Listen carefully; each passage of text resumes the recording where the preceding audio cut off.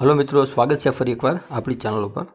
तो जेम के આપણે વારંવાર આપણી ચેનલ પર તમને જાણ કરીએ છીએ કે આપણે કોઈ પણ ફેક વિડીયો નહીં બનાવીએ, વ્યૂઝ માટે વિડીયો નહીં બનાવીએ।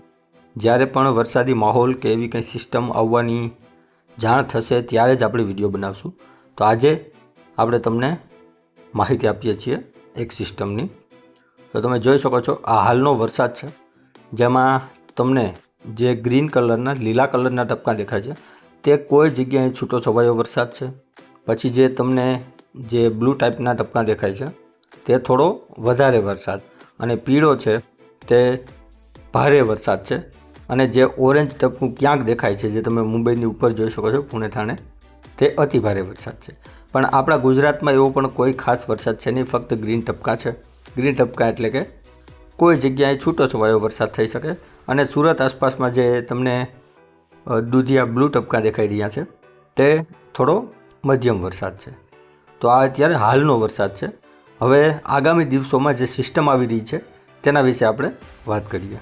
તો મિત્રો, આ તમે જોઈ શકો છો આ સેટેલાઇટનો હાલનો ફોટો છે, અને આ જે બંગાળની ખાડી ઉપરથી જે એક સિસ્ટમ આગળ વધી રહી છે તે બંગાળની ખાડીમાંથી સિસ્ટમ કમ્પ્લીટ બની ચૂકી છે, તે આગળ પણ વધી ચૂકી છે, અને તે આગામી 3-4 દિવસોમાં ગુજરાત ઉપર આવશે તેવી સંભાવના અત્યારે પૂરેપૂરી રહેલી છે। અને બધા વેધરના ટ્રેક, બધા મોડલો આ જ માહિતી દર્શાવી રહ્યા છે કે ગુજરાત ઉપર આવશે, અને ગુજરાતને, સમગ્ર ગુજરાતને વરસાદનો લાભ મળશે તેવી શક્યતાઓ અત્યારે દેખાઈ રહી છે। હવે હું તમને વિંડીના માધ્યમથી સમજાવું કઈ રીતના છે। તો મિત્રો, આ વિંડી વેધર છે, અને હાલમાં તમે જોઈ શકો છો કે ગુજરાતનો જે સૌરાષ્ટ્રનો ભાગ છે, સૌરાષ્ટ્ર ગુજરાત, તેમાં વાદળછાયું વાતાવરણ હશે। કોઈ જગ્યાએ છૂટો છવાયો વરસાદ અત્યારે હશે નોર્મલ, અને સુરત આસપાસમાં થોડો સારો એવો વરસાદ હશે, જેમાં ખાસ કરીને સુરતથી વાપીવાળો એરિયો અને સુરતથી વડોદરાવાળો એરિયો, આ બંનેની વચ્ચે મધ્યમથી હળવો એવો વરસાદ હશે। બાકી બધી જગ્યાએ છૂટો છવાયો વરસાદ હશે। હવે આગામી 3-4 દિવસ પછી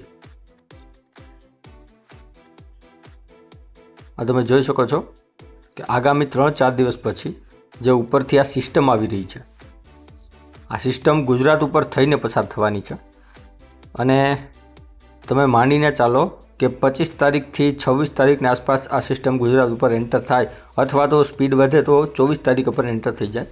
પણ 24થી 31 તારીખ સુધીમાં, અથવા તો પહેલી બીજીમાં પણ વરસાદ રહી શકે। જો સિસ્ટમ થોડી નબળી પડે અને ગુજરાત ઉપર જ રહે તો પહેલી બીજીમાં પણ વરસાદ થઈ શકે।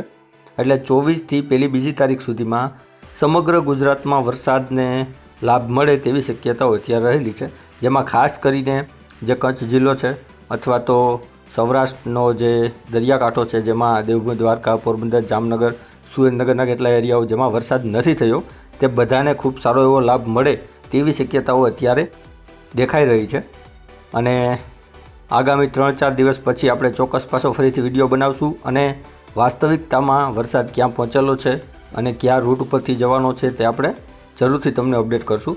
અત્યારે તો બધા વેધરો તેમ બતાવી રહ્યા છે કે ગુજરાત ઉપર થઈને જ પસાર થશે। હજી એક સેટેલાઇટ વિન્ડી વેધર બતાવી દઉં।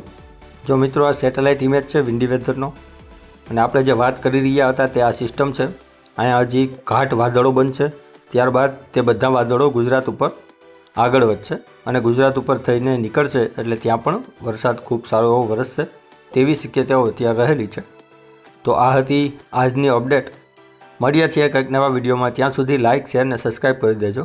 રામ રામ મારા બધા ખેડૂત ભાઈઓને।